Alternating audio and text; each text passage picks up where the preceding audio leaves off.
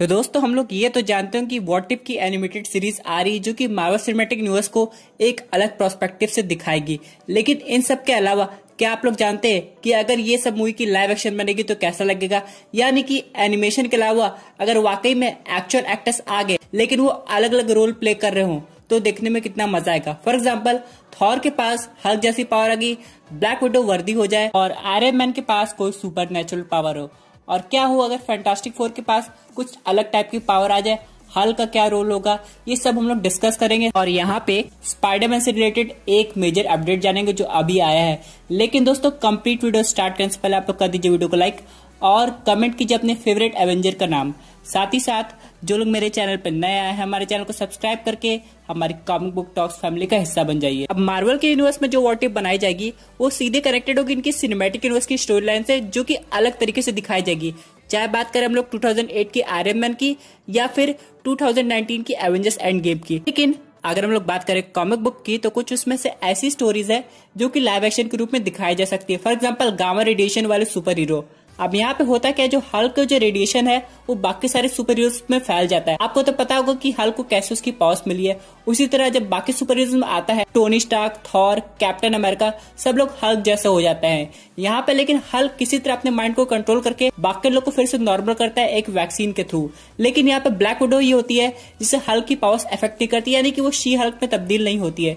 इसलिए यहाँ पे हल्क और ब्लैक विडो एक साथ काम करते हैं और लोगों को हील करने की कोशिश करते हैं। ये स्टोरी लाइन एनिमेटेड सीरीज में दिखाई गई है। इसके अलावा अगर आपको कुछ यूनिक जानना है तो यहाँ पे एक और स्टोरी लाइन है। आप लोग को याद होगा स्पाइडरमैन 3 में एडी ब्रॉक को कैसे सिम्बियोट मिला था। यहाँ पे पीटर पार्कर के पास पहले से वो वेनम था। जब पीटर पार्कर चर्च में गया था उस सिम्बियोट को खत्म करने, तो सिम्बियोट नीचे जाते हुए एडी ब्रॉक के ऊपर आ गया था। उसके बाद एडी ब्रॉक नया वेनम बन गया। यहाँ पे लेकिन होता क्या है, कॉमिक बुक में एडी ब्रॉक की जगह पनिशर चला जाता है चर्च में और उसके ऊपर वो सिम्बियोट आ जाता है। लेकिन पनिशर को लगता है कोई एडवांस शील्ड टेक्नोलॉजी है और उसको स्टार्टिंग में तो बहुत अच्छा लगता है कि चलो उसके पास और पावर आ गई है।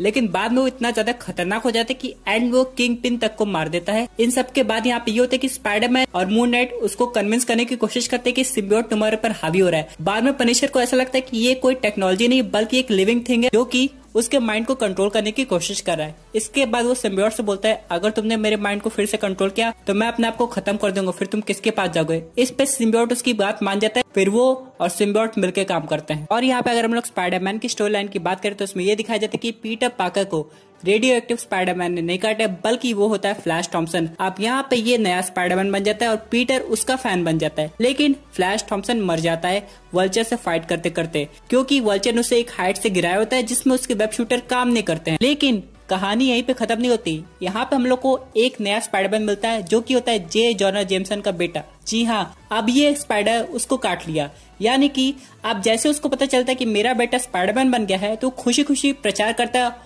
और बोलता है कि मेरा बेटा सुपर हीरो है और वो इस शहर को सेफ रखेगा। यहाँ पे दोस्तों एक और स्टोरी है जो कि एवेंजर्स एंड गेम के हल्क से काफी ज्यादा मिलती जुलती है, जो कि ये है कि क्या हो अगर हल्क की बॉडी हो लेकिन दिमाग ब्रूस बैनर का हो। लेकिन इसकी कहानी थोड़ी और ज्यादा अलग है। अगर आपने एवेंजर्स एंड गेम के स्मार्ट हल्क को देखा होगा तो उसकी बॉडी इतनी ज्यादा स्ट्रांग नहीं लगती है। लेकिन यहाँ पे क्या होता है, इनक्रेडिबल हल्क की बॉडी तो एकदम खूब स्ट्रांग रहती है जैसे थॉर रैग्नारॉक में दिखाया गया था, लेकिन दिमाग एक्चुअली में ब्रूस बैनर कंट्रोल कर रहा होता है।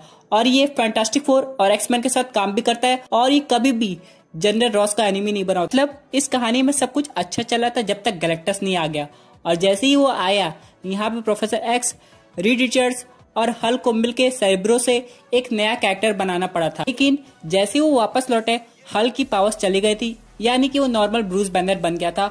और यहाँ पे मिस्टर फैंटास्टिक भी अपनी सुपर पावर्स खो चुके थे। लेकिन मिस्टर थिंग के साथ कुछ और हुआ, उसकी बॉडी और ज्यादा म्यूटेट होने लगी थी। इसी तरह अगर हम लोग एक्समैन के यूनिवर्स की बात करें तो मिस्टर बीस्ट के साथ भी ऐसा हुआ था। मिस्टर बीस्ट ने एक सीरम बनाया था जो उसके म्यूटेशन को कंट्रोल करे, लेकिन वो उसे एनहांस कर दिया था। हम लोग ने एक्समैन मूवी में देखा होगा। लेकिन इस सीरीज में वो इतना ज्यादा एनहांस हो जाता था कि आउट ऑफ कंट्रोल हो जाता था। अगली स्टोरी की बात करें जो कि हमारे फेवरेट एवेंजर से रिलेटेड है, जो कि अपना सेक्रीफाइस कर चुकी है, वो है ब्लैक विडो। यहाँ पे अगर ब्लैक विडो थॉर का हैमर उठा लेती एवेंजर्स एज ऑफ अल्ट्रॉन में तो क्या होता है, क्या वो एक्चुअली में वर्दी थी इसलिए उसने हैमर उठाने से मना कर दिया। ये सब तो नहीं पता, लेकिन जिस दिन उसने अपना सेक्रीफाइस किया सोल स्टोन के लिए, उस दिन से तो वो वर्दी हो गई थी। और अगर ऐसा मूवीज में दिखाया जाता तो थॉर 4 में हो सकता है जेन फॉस्टर की जगह ब्लैक विडो थॉर बन जाती, लेकिन ऐसा कुछ होने वाला नहीं, ये सिर्फ कॉमिक बुक में हो सकता है। इन सब के अलावा दोस्तों आयरन मैन ने भी जैसे अपना सेक्रीफाइस किया था, वो हो सकता है म्योनर के लिए वर्दी हो गया था। क्या आप लोग जानते हैं एवेंजर्स एंड गेम में जब थॉर टाइम ट्रैवल करके पास्ट में गया था और उसने म्योनर को बुलाया था और म्योनर उसके पास आ गया था, तो थॉर बहुत ज्यादा खुश हुआ था और उसने ये कहा कि मैं अभी भी इसके लायक हूँ। ये एक तरह का फ्यूचर रेफरेंस है कि थॉर बहुत जल्दी अनवर्दी होने वाला है। वैसे भी मार्वल सिनेमैटिक यूनिवर्स में हमेशा कोई ना कोई रेफरेंस पहले ही दे दिया जाता है। जैसे कि एवेंजर्स एज ऑफ अल्ट्रॉन में ये दिखाया गया था कि टोनी स्टार्क ने देखा कि बाकी सारे फ्रेंड्स उसके मरने वाले हैं। जैसे वो स्टीव रॉजर्स के पास जाता है, स्टीव रॉजर्स उसे पकड़ के बोलता है तुम हमें बचा सकते थे, और सेम उसका ये जो डर था वो एवेंजर्स एंड गेम में दिखाई दिया था, इसलिए उसने सबको बचाते हुए अपना सेक्रीफाइस कर दिया था। उसी तरह अगर हम लोग थॉर के केस की बात करें तो एज ऑफ अल्ट्रॉन में ये दिखाया गया था कि थॉर की वजह से रैग्नारॉक आया, और एक्चुअली में थॉर 3 में हुआ था। अगर हम लोग कैप्टन अमेरिका की बात करें तो उन्होंने पैगी कार्टर के साथ डांस किया था, और ऐसा ही कुछ हमें दिखाया गया था एवेंजर्स एंड गेम के फाइनल सिनेरियो में, यानी कि एक तरह से हम लोग को हिंट मिल गई थी कि आगे क्या होने वाला है। इन सब के बाद अगर हम लोग ब्लैक विडो की बात करें तो उसका पास्ट दिखाया गया था, लेकिन अभी तक ये प्रीक्वल मूवी आई नहीं है। हो सकता है एवेंजर्स 2 में जो ब्लैक विडो ने अपना पास्ट का सीन देखा हो वो थोड़ा और अच्छी तरीके से इसकी सोलो फिल्म में दिखाया जाएगा। इसके अलावा यहाँ पे वांडा ने ब्रूस बैनर को ऐसा क्या दिखा दिया जो इतना गुस्से में होके हल्क बन गया था। ये सब अगर हम लोग को और डिटेल में दिखाया जाता तो और मजा आता। लेकिन अगर हम लोग सिर्फ व्हाट इफ सीरीज की बात करें तो पूरी मार्वल सिनेमैटिक यूनिवर्स में एवेंजर्स मूवी की 4 पार्ट बनी है। अगर हम लोग एवेंजर्स पार्ट 1 की बात करें तो उसमें ये दिखाया जा सकता है कि क्या हो ओरिजिनल एवेंजर्स कभी असेंबल ना हुआ हो, यानी कि कैप्टन अमेरिका अभी भी बर्फ में हो, आयरन मैन केव में तो गया हो लेकिन कभी वापस उस टेक्नोलॉजी के साथ ना आया हो। इन सब के अलावा ब्रूस बैनर कभी भी गामा रेडिएशन से इफेक्ट ना हुआ हो, और ब्लैक विडो कहीं और हॉकाई अभी भी शील्ड के साथ काम करता हो। अगर यहाँ पे फिर लूकी का अटैक होगा तो निक फ्यूरी क्या करेंगे, तब यहाँ पे शील्ड को अपने आप काम करना पड़ेगा, और हो सकता है finally Nick Fury Carol Danvers यानी कि कैप्टन मार्वल को बुला ले एवेंजर्स पार्ट 1 मूवी में। अगर हम लोग एवेंजर्स पार्ट 2 की बात करें जो कि है एज ऑफ अल्ट्रॉन, तो उसमें ये व्हाट इफ हो सकता है कि क्या हो अल्ट्रॉन जीत गया हो, यानी कि उसने अपनी एआई को और एक्सटेंड कर दिया हो, अपनी बॉडी को यानी कि अपने कॉन्शियसनेस को विजन में ट्रांसफर कर दिया हो। अब ये देखने में काफी ज्यादा इंटरेस्टिंग होगा कि एवेंजर्स उस विजन को जो कि अब अल्ट्रॉन बन गया है उसे कैसे हराते हैं, जिसको माइलस्टोन यूज करना बहुत अच्छी तरीके से आता है। यहाँ पे दोस्तों एक और सिनेरियो बहुत अच्छी तरीके से बन सकता हो कि क्या हो अगर क्विक सिल्वर अभी भी जिंदा हो, यानी कि वो अल्ट्रॉन के अटैक से बच गया हो।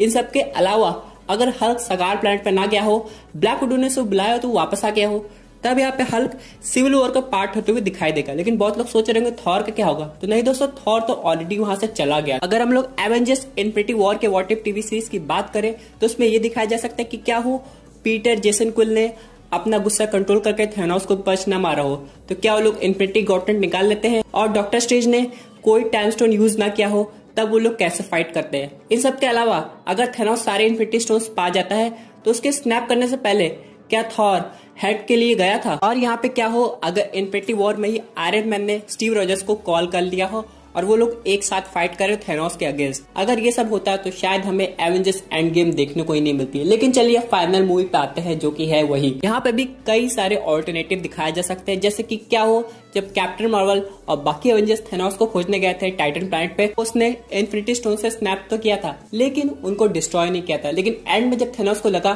कि कैप्टन मार्वल और बाकी एवेंजर्स उससे वो स्टोन ले लेंगे, तो फाइनली जाते जाते उसने उसको डिस्ट्रॉय कर दिया और एंड में अपने आप को भी खत्म कर लिया। और एक व्हाट इफ सीरीज तो इसमें कंफर्म लगता है, क्या हो अगर उस माउस ने सही कोऑर्डिनेट्स ना बनाए हो, तो क्या एंटमैन कभी भी क्वांटम रियम से वापस आता। और अगर हम लोग बात करें फाइनल स्टोरी लाइन की तो वो है आयरन मैन से रिलेटेड, कि क्या हो अगर टोनी स्टार्क ने स्नैप ना किया होता, उसकी जगह कोई और सुपर हीरो होता, जैसे कि थॉर, कैप्टन अमेरिका या फिर कैप्टन मार्वल। इन सब के अलावा अगर फाइनली चलिए मान लेते हैं कि टोनी स्टार्क ने स्नैप किया और उसकी डेथ हो गई है, तो क्या डॉक्टर स्ट्रेंज टोनी स्टार्क को फिर से टाइम स्टोन से जिंदा कर सकते हैं? ये सब का आंसर हम लोग को और डिटेल में चाहिए, क्योंकि हमने डॉक्टर स्ट्रेंज पार्ट 1 मूवी में ये देखा था कि उन्होंने एंड बैटल के समय वोंग को फिर से जिंदा कर दिया था। तो ये सेम केस टोनी स्टार्क के साथ अप्लाई क्यों नहीं हो सकता? इसी में बहुत से लोगों का कहना था कि अगर डॉक्टर स्ट्रेंज ऐसा करते तो टोनी स्टार्क का स्नैप इफेक्ट खत्म हो जाता, यानी कि थैनोस जो कि डिसइंटीग्रेट हो गया था, उसकी आर्मी भी, वो सब वापस आ जाते। चलिए दोस्तों, बात करते हैं अपने अगले अपडेट की, जो कि रिलेटेड है स्पाइडरमैन 3 से। अब बहुत से लोग सोच रहे थे कि इसकी प्रोडक्शन डेट कब आएगी, तो वो फाइनली आ गई है। इसकी प्रोडक्शन सितंबर में होने वाली है और यहाँ पे सिर्फ एक लोकेशन पे फिल्मिंग नहीं होगी, बल्कि 4 अलग अलग जगह हो रही है। अब यहाँ पे अगर हम लोग को स्पाइडरमैन को रन पे दिखाना है तो उसको अलग अलग लोकेशन दिखानी पड़ेगी। दोस्तों ये थी एक अमेजिंग डिटेल जो कि रिलेटेड थी व्हाट इफ टीवी सीरीज से। आई होप आपको ये वीडियो पसंद आई होगी। वैसे आपके क्या व्यूज है इस पर्टिकुलर टॉपिक पे, अपने व्यूज जरूर कमेंट कीजिएगा। और दोस्तों अगर आप ऐसे unique super hero content enjoy करना चाहते हैं तो हमारे चैनल को सब्सक्राइब करके हमारी सुपर हीरो फैमिली का हिस्सा बन जाइएगा। Thank you for watching.